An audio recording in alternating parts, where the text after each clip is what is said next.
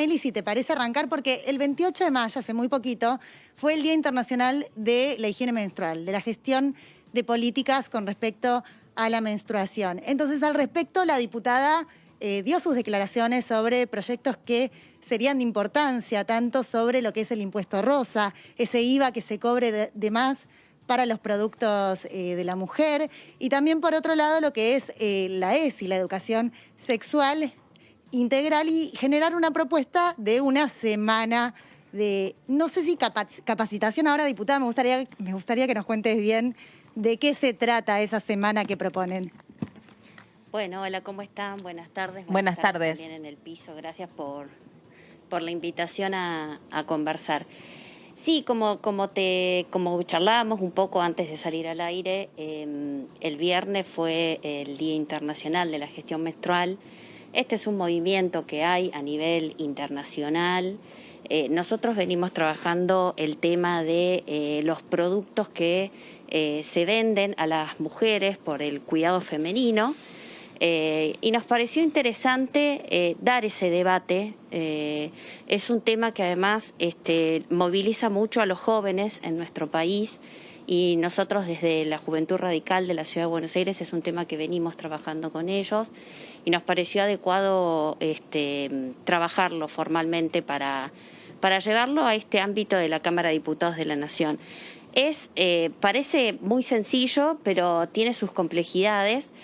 Si bien es un tema de impuestos, lo que en el mundo se conoce como impuesto rosa, este es un movimiento que hay a nivel global, no es un invento de la Argentina o que tenga un tinte específicamente ideológico, y lo aclaro porque muchas veces se lo mira desde ese lugar. Y lo que busca este proyecto, como otros que hay presentados, es tratar de disminuir los precios de los productos que consumen específicamente las mujeres, que tengan que ver con las necesidades básicas de las mujeres, ¿no? Y aparte, diputada, como por ejemplo puede ser... Perdón que le interrumpa, sí. Y aparte, considerando que todavía a mismo trabajo, solo por el hecho de ser mujer, todavía nosotras cobramos menos en nuestros sueldos. Y tenemos un gasto justamente estipulado por los productos de gestión menstrual, los productos vinculados a los días femeninos, como se le dice, ¿de cuánto? ¿Está estimado en cuánto el gasto superior de las mujeres respecto de los hombres? Creo que hay un gasto superior, no sé cuánto es en comparación de los hombres, específicamente no me acuerdo ahora el dato específico, pero sí sé que aproximadamente una mujer tiene que gastar entre 2.500 y 3.000 pesos por mes para sus cuidados básicos, ¿no? Estamos hablando de toallitas femeninas, de un montón de productos que sí, muchas veces tienen tampones, muchas veces son analgésicos, tienen que ver con las necesidades básicas. No es algo que las mujeres podemos elegir. No prescindimos de eso. No. Y hay mujeres que dejan de ir incluso al colegio por falta de posibilidad de tener acceso a esos productos. Este proyecto nosotros lo hicimos basado en esta información científica, información sobre datos que hay al respecto, que por supuesto estos temas afectan mucho más a las mujeres de bajos recursos, ¿no? Entonces, por eso nosotros pretendemos que este tipo de proyectos se puedan debatir. Sabemos que estamos en un momento muy crítico, que por supuesto todo está atravesado por la pandemia, por la crisis económica, y que muchas veces estos temas yo me doy cuenta que muchas veces se malinterpretan o se los toma desde una perspectiva ideológica, desde el tema del feminismo, y me parece que hay que desmitificar un poco eso y también entender que tiene que ver con la igualdad que estamos buscando las mujeres en distintos aspectos, como el aspecto laboral o como el aspecto en la participación de la política. Esto es acceder a cuestiones muy de nuestro cuidado personal, muy básicas, que lamentablemente, bueno, es una distorsión que hay. Y no le pasa solo a la Argentina, es un problema que existe a nivel mundial. Por eso me parece que tenemos que tratar de desideologizar un poco este tema y atenderlo puntualmente, ¿no? Y con respecto al otro proyecto que me preguntabas, que es un proyecto de educación sexual integral, nosotros lo venimos trabajando desde el año pasado. Todos sabemos los problemas que tenemos en la Argentina con la educación básica, sobre todo cómo se ha profundizado el tema durante la pandemia y los días que lamentablemente no hemos podido tener clases el año pasado. Y estas cuestiones también se trasladan al tema de la educación sexual integral. Y el año pasado, cuando debatimos la ley del aborto, lo que nosotros notamos en esa discusión, donde había una clara ruptura, ¿no?, de posturas entre lo que se conoce comúnmente como los verdes y los celestes, había un punto en común, un punto de consenso, y era que no importa de qué lado estabas con respecto al debate del aborto, todos consensuaban de que era importante profundizar la implementación de la educación sexual en la Argentina como un método también de prevenir embarazos no deseados, etcétera, ¿no? O detectar situaciones de violencia. Nosotros detectar situaciones de violencia, de abuso sexual, bueno, un montón de cuestiones que abarcan a lo que es la educación sexual integral. Nosotros también, basados en los informes de las pruebas Aprender del 2018, vimos que hay un gran avance en la Argentina respecto a la educación sexual integral. Uno podría decir, por ejemplo, que el 98% de las escuelas, tantas públicas como privadas, reciben en algún momento algún contenido de la educación sexual integral. Ahora, esta implementación es muy dispar en la Argentina. Uno puede ver diferencias en cómo se aplica en escuelas privadas y cómo se aplica en escuelas públicas. Se aplica menos en escuelas privadas que públicas. También puede trazar una diferencia si analiza cómo se implementa la ley de educación sexual integral en las provincias. Hay jurisdicciones donde casi es nula y otras jurisdicciones donde va más avanzada. Hay algunos distritos como Cava, Mendoza, por ejemplo, que son distritos donde ha podido avanzar la educación sexual integral, o la provincia de Buenos Aires, pero hay otras que es casi nula, como por ejemplo Tucumán. Recordemos que hay provincias que todavía, a más de 15 años de la sanción de esta ley, no adhieren, ¿sí?, a la implementación de la educación sexual integral. Y ni que hablar si, por ejemplo, cruzamos estos datos con también la cuestión socioeconómica, ¿no?, de los chicos y de las chicas, de los adolescentes que van a las escuelas. Cuando vemos que los chicos están dentro de una franja mucho más vulnerable, evidentemente, y van a las escuelas en zonas más vulnerables, reciben menos educación sexual integral. Entonces, lo que promovemos es, por supuesto, que la ley se implemente correctamente, pero para ayudar a la ley, promovemos que se pueda crear una Semana Nacional de la Educación Sexual Integral en octubre. Hacemos referencia a la primera semana de octubre porque fue la fecha donde se sancionó la ley, y que en esa semana, a través del Estado Nacional, de las provincias y de las localidades municipales, se pueda difundir información que traspase, el ámbito de la educación, y que la refuerce con campañas de difusión más innovadoras, más creativas, aprovechando las redes sociales, las nuevas tecnologías, y que también podamos impartir este tipo de contenidos a través de los medios de comunicación y llegar a otras franjas etarias, ¿no?, sobre todo los adultos mayores, que también muchas veces tenemos altos niveles de desconocimiento respecto a los contenidos de la educación sexual integral, y todos sabemos que el rol de la familia también es muy importante en este sentido, ¿no? Así que lo más importante que nosotros decimos es que para tomar decisiones lo principal es poder estar bien informados, y para estar bien informados necesitamos que el Estado promueva estas acciones en alianzas estratégicas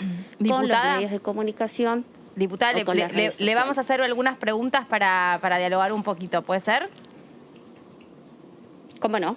Diputada, mencionó en varias oportunidades la Ley de Educación Sexual Integral. Hubo una reforma que se le quiso hacer hace 3 años, creo que perdió estado parlamentario el año pasado. Quería saber si se está en una idea parecida o si la ley como está sirve. Mire, yo creo que la ley que es importante hacer evaluaciones integrales cuando pasan determinada cantidad de años, por lo menos más de 10 años de la implementación de una ley. Siempre es bueno revisar qué fue lo que sirvió de esa ley, qué es lo que falta, ¿no? Y en ese sentido a mí me parece que es interesante que desde el Congreso de la Nación puedan hacerse revisiones integrales para justamente tener un diagnóstico más acertado. Yo creo que sí, que es interesante que poder ver de qué manera podemos... el gran problema que tuvo la Ley de Educación Sexual Integral es determinadas barreras, ¿no?, que hay a la hora de dar los contenidos, como les decía recién, dependiendo del tipo de escuela. Me parece que es hora de buscar estrategias más innovadoras, ¿no? Y creo que esto fue sancionado en el año 2016, ya estamos en el 2021 y que podemos pensar otras cuestiones. Hoy incluso el uso de Internet por parte de los chicos es muy importante y la ley en ese sentido quedó más atrás, ¿no? Quedó solamente en el aspecto más tradicional de la educación. Entonces, a mí me parece que, sin entrar en cuestiones de tecnicismo de la ley, me parece que es interesante revisar y repensar y sobre todo buscar métodos que nos sirvan para innovar, porque en definitiva lo que nos importa es una ley que funcione. Claro. En definitiva lo que queremos es que el Estado esté presente, pero que sea efectivo, ¿no? Diputada, ¿cómo está? Amanda Alma la saluda desde acá, desde el piso.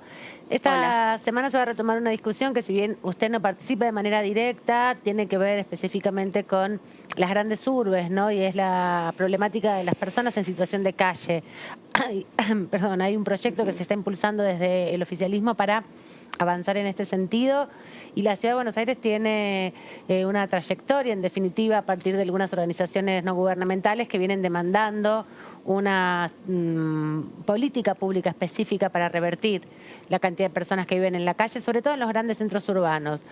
Preguntarle qué le parece la importancia de este proyecto, por un lado, y la oportunidad a partir de la situación de la pandemia y las necesidades de profundizar las políticas de cuidado, de aislamiento, para discutir en materia de situación justamente, de conflicto que hay con las personas que viven en situación de calle, ¿no? Que obviamente no pueden garantizar ningún tipo de medidas de prevención.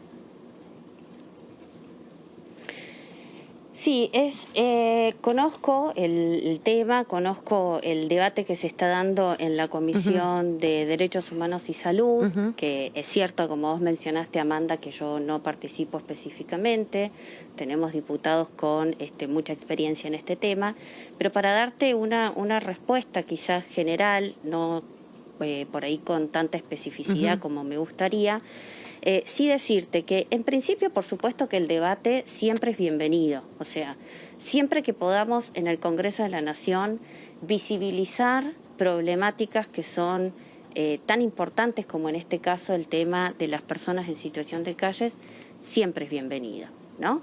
Si además ese debate lo podemos hacer maduramente, ¿sí?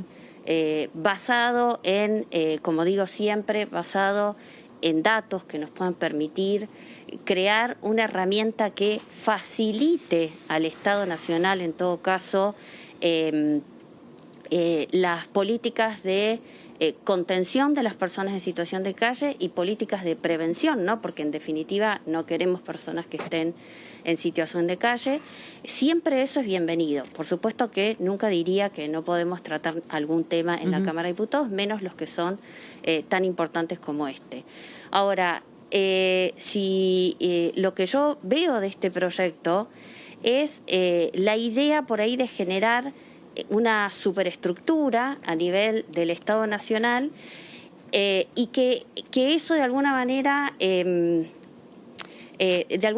colisione o haga que se retrasen algunas políticas públicas que algunas provincias ya vienen avanzando en la materia. Entonces, me parece que es interesante ver los aspectos técnicos de este proyecto en profundidad para no quedarnos solamente con la superficialidad que a veces se plantean estos temas. La ciudad de Buenos Aires, por ejemplo, es una ciudad que viene avanzando progresivamente, no sin dificultades en el tema de las personas en situación de calle. Por supuesto que es mucho más profunda esta situación en las grandes ciudades, ¿no? Por eso justamente en nuestra jurisdicción es un tema que es complejo. Creo que se ha hecho un trabajo bastante interesante. Hace muy poquito, menos de un mes, estuve en Parque Roca, en uno de los dispositivos que tiene la ciudad de Buenos Aires, mirando en el territorio directamente cómo está funcionando. La verdad que por supuesto aumentó la cantidad y lo que nos contaban era que de alguna manera, ¿no? Y esto lo resalto entre comillas, digo, siempre hablamos de las cosas positivas y negativas que nos trae la pandemia. Y de alguna manera siempre hubo bastantes complejidades a la hora de contener a las personas en situación de calle, porque ustedes saben que hay situaciones de violencia, situaciones de adicciones, hay de todo, ¿no? Entonces es bastante complejo el abordaje. Y en la ciudad de Buenos Aires el tema del coronavirus hizo que de alguna manera se pueda contener a las personas, obviamente desde el aspecto sanitario, desde el aspecto de la pandemia, pero se logró sostener a las personas adentro de estos dispositivos donde reciben distintas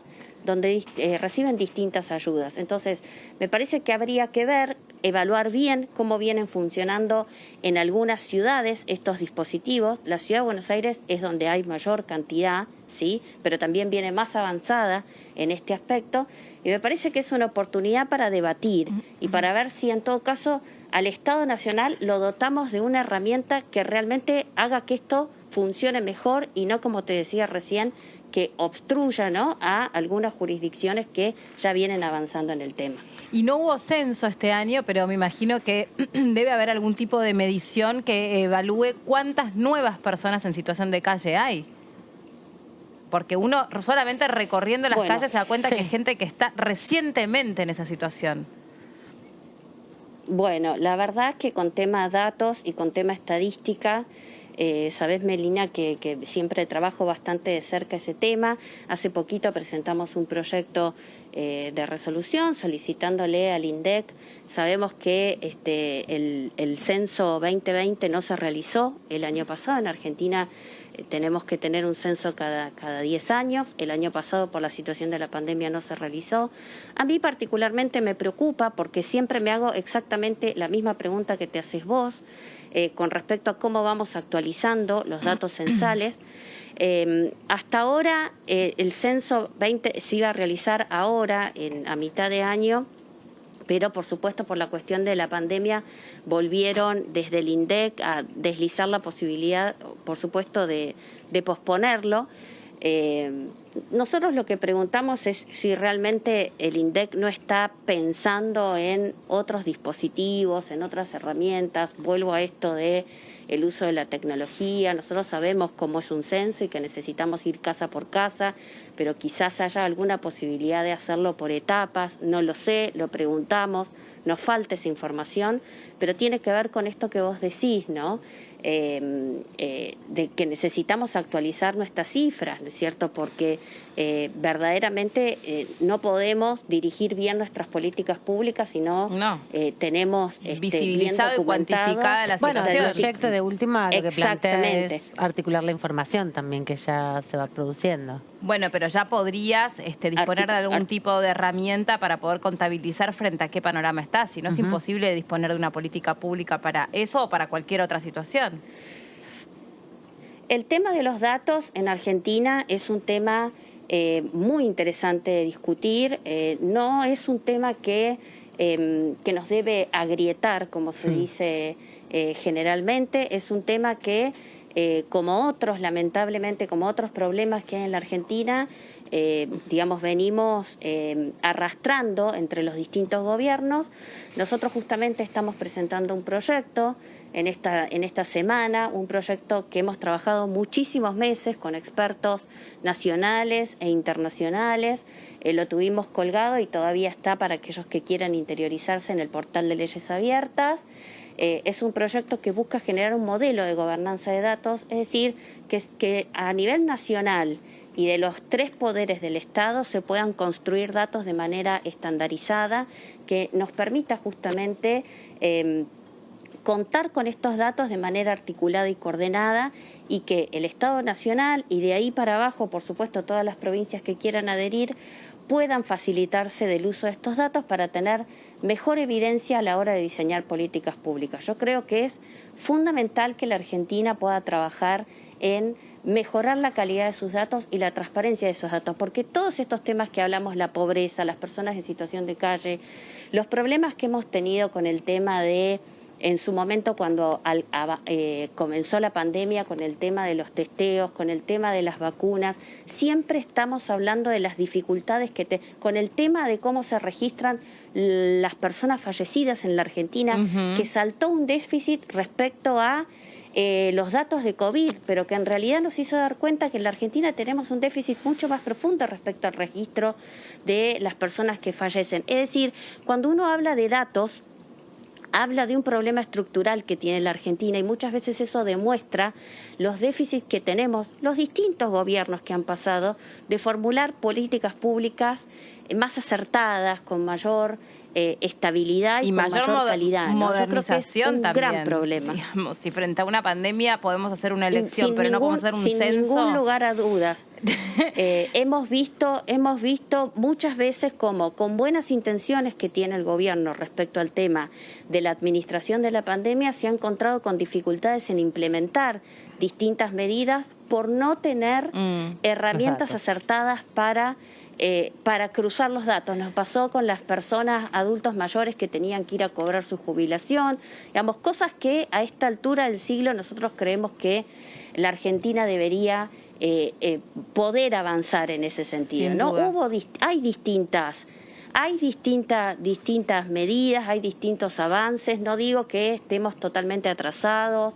Durante el gobierno de Cambiemos se creó el Ministerio de Modernización, esa política siguió, digamos, no es más ministerio, pero hoy es una secretaría. Hemos avanzado con la Ley de Acceso a la Información Pública, hemos avanzado con alguna apertura de datos, que es bastante importante eso, porque en temas de concientización y sensibilización en la parte estatal es muy importante, pero no alcanza. Bien. Y creo que poder discutir en el Congreso un modelo de gobernanza de datos públicos sería muy interesante.